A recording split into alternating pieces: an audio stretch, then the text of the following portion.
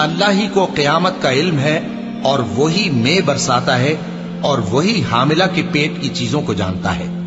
और कोई शख्स नहीं जानता कि वो कल क्या काम करेगा, और कोई शख्स नहीं जानता कि किस सरजमीन में उसे मौत आएगी।